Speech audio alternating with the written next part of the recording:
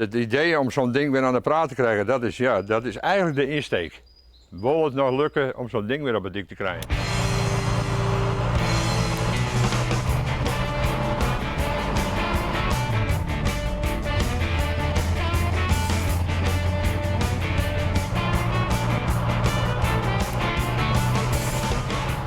De Indiën nemen ze die ik wel. Ja, Mr. Indië in Holland noemen ze mij. Wat maakt het jou een echte Mr. Indian? Omdat ik mijn hele leven nou met die dingen aan het weten ben.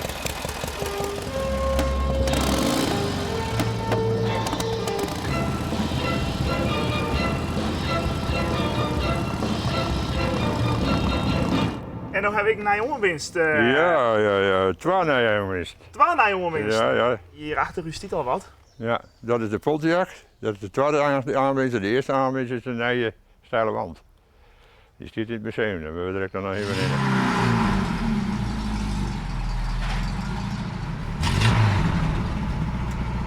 Wat doet dat nou maar jou, wat je dit loertje her? Fjouwer hier een hoop Belinda aan de hasses, maar het is toch leuk. Dat was het ook zo'n beetje zien. En bijna origineel gebleven. Hoe oud is deze bak? Van 51, dat is hoe meer leeftijd. Op een gegeven moment zag ik op een rally een Pontiac staan met een brandende Indianenkopje. Ik denk, nee, die moet ik hebben.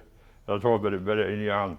Mijn maat die vond hem in Zweden, maar die was al verkocht. En toen vond ik hem in Nederland met een 06-nummer. Ik denk, ja, ik was even bellen, het zal wel in het zuiden wezen.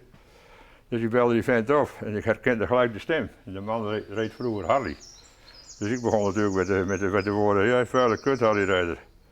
Godverdomme, zei hij, Tony Lenis. Hij zei, dat is wel 25 jaar geleden dat we elkaar gesproken hebben. En hij woont in Jubbega. Hoe ver wil je het hebben? Hij zei, ik heb geen motorfiets en alleen maar auto's. Ja, ik zei, maar je hebt 1 auto die ik hebben moet. Oh ja, dan weet ik het al, zegt hij, de Pontiac. Ja, nou ja, en dan begint het project, hè.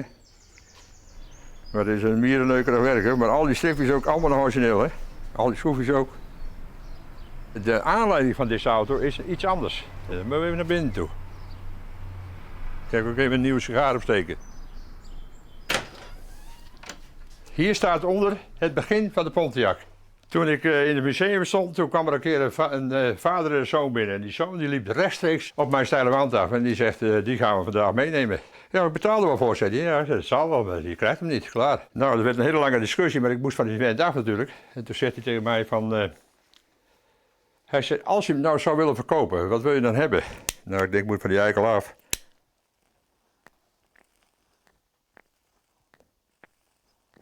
Dus ik zeg van, nou, dan moet ik in ieder geval dat hebben.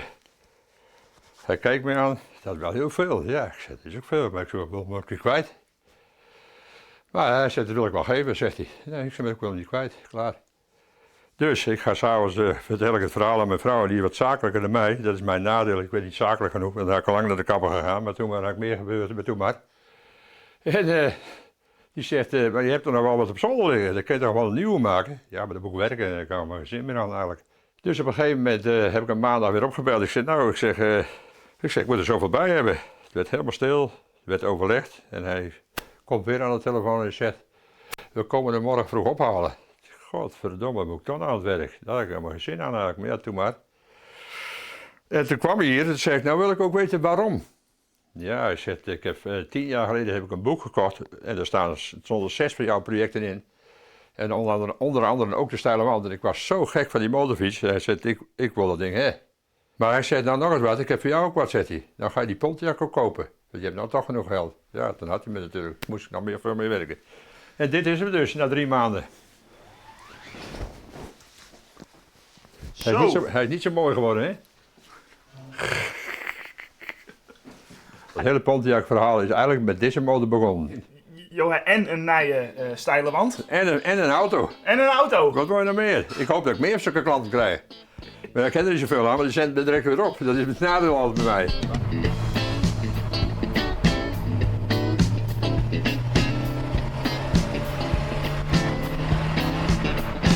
Vroeger maakten ze nog mooie auto's.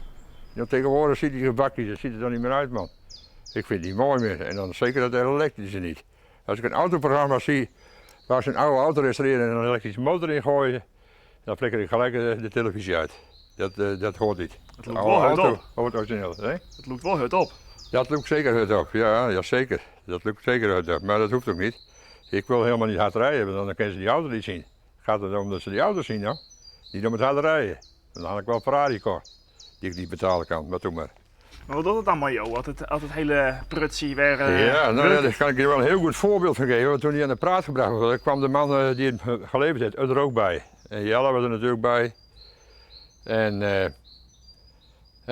wij startten hem en op een gegeven moment sloeg hij aan. En toen hadden we alle drie de tranen in de ogen. Dat kan je niet uitleggen. Dat heb je of dat heb je niet. Nou, zouden we dat nou beleven? Hij doet het dan wel. Dat doet het nog wel. En die motorcycles?